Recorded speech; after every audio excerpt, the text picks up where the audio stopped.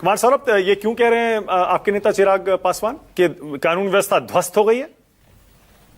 देखिए मानक जी, मुझे लगता है कि राजनीति में सबसे पहले ये समझना होगा कि जो भी हमारी विचारधारा है या जो भी हम परिप्रेक्ष्य यूज करते हैं, जैसे हमारे लिए या हमारे नेता आदरणीय चिराग पासवान जी के लिए, जब हम कहते हैं कि बिहार फर्स्ट और बिहारी फर्स्ट, तो बिहार के 14 करोड़ लोग भी हमारे लिए फर्स्ट हैं। उनकी जो वर्तमान स्थिति है, उनकी सुरक्षा, उनके लिए शिक्षा, उनके लिए अलग अलग जो पैमाने हैं, उस पर अपनी जो संवेदनशीलता है उसको भी सामने रखना पड़ेगा। मेरे नेता ने बड़े स्पष्ट रूप से कहा है कि बिहार में अगर अपने घर के सामने एक चर्चित और स्थापित व्यवसायी की हत्या होती है, अगर एक ही दिन में एक परिवार के 5 लोगों को जिंदा जला के मार दिया जाता है, अगर किसी अन्य जिले में 3 लोगों का एक ही वर्ग के 3 लोगों का हत्या हो जाता है सिवान में, अगर नालंदा में एक पासवान समाज के युवा और उसके बच्ची की हत्या हो जाती है, और ये एक दिन की घटना है, तो एक नेता के तौर पर, एक दल के राष्ट्रीय अध्यक्ष के रूप में, एनडीए के नेता के तौर पर या एक सामान्य व्यक्ति के तौर पर आपकी अपनी विचार में क्या होना चाहिए? क्या आपको कानून व्यवस्था, हम कहें कि नहीं बहुत अच्छा है?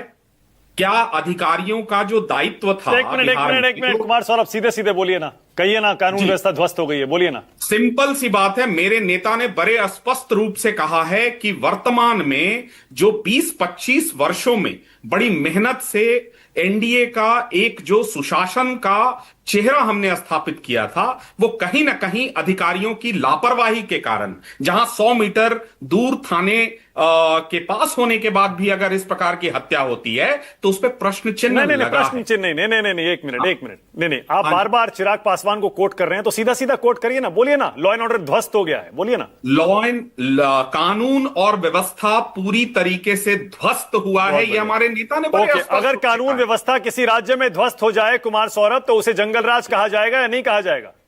किस परिप्रेक्ष्य में? अब बस इसी पर आ रहे हैं कि आज कोट किया जाता है कि देश का सबसे बड़ा लूट तनिष्क होता है, लेकिन 6 घंटे में यह भी है कि पुलिस रिएक्ट करती है, लूट की सामग्री बरामद होती है और एनकाउंटर भी होता है। हाँ। अभी आज इस मामले में भी एक तरफ एक दल के प्रमुख के तौर पर मेरे नेता ने यह प्रश्न उठाया है कि अधिकारियों को और सजग रहने की जरूरत है। बिहार में आप विरोधाभासी बातें कर रहे हैं, आप विरोधाभासी बातें कर रहे हैं, तो आप उनको नहीं, प्रदीप वन सेकंड, नहीं, देखिए, मैं बहुत लॉजिकल बात कर रहा हूं, आप विरोधाभासी बातें कर रहे हैं। एक तरफ आप कह रहे हैं लॉ एंड ऑर्डर ध्वस्त हो गया, दूसरी तरफ आप कह रहे हैं नहीं 6 घंटे में पकड़ लिया, तो यह भी एक बड़ी अच्छी बात है। कमाल है भाई।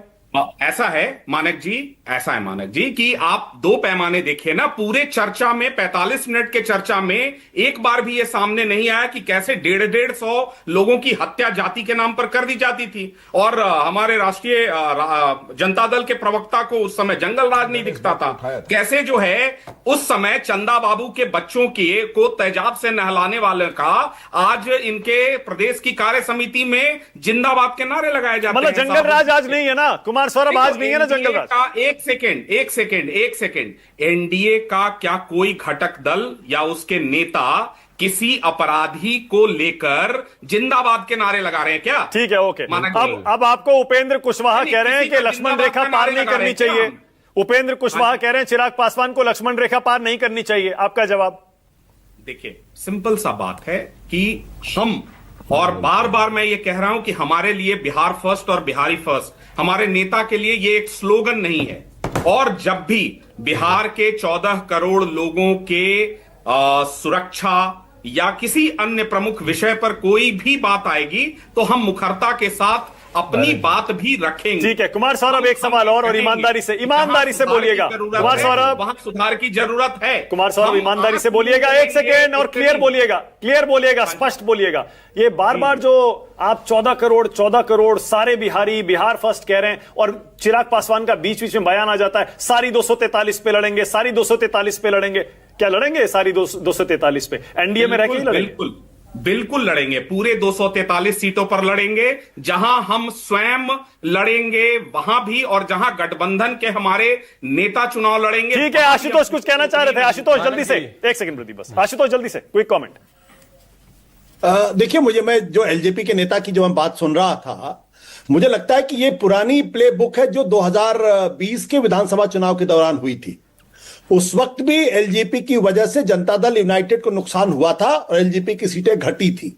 आपको अगर अच्छी तरीके से याद होगा, अगर एलजेपी 243 सीटों पर चुनाव लड़ रही है और जिस तरीके से मैं समझ पाया हूं, उससे ऐसा लगता है जैसे चिराग पासवान अपने आप को बिहार के भविष्य के नेता के तौर पर देख रहे हैं, और उस पर बीजेपी ने अभी तक कोई तीखी टिप्पणी नहीं की। नहीं आशुतोष, नहीं चिराग ने ना क्लियरली ये कहा नहीं है कि मैं सारी 243 पे लड़ूंगा। वो मतलब ऐसे ही इशारे दे रहे हैं। प्रदीप जल्दी से 10 सेकंड्स। मैं आपसे पूछना चाहता हूं, क्या शहाबुद्दीन जिंदाबाद के नारे लगाने वाले जंगल राज असली ये होता है? ये मेरे एलजेपी के मित्र कह रहे हैं, और वो कह रहे हैं कि आज जेडीयू, बीजेपी और एलजेपी मिलकर अपराधियों के खिलाफ एक्शन ले रही है। इसीलिए मानक भाई ओके। सच्ची जंगल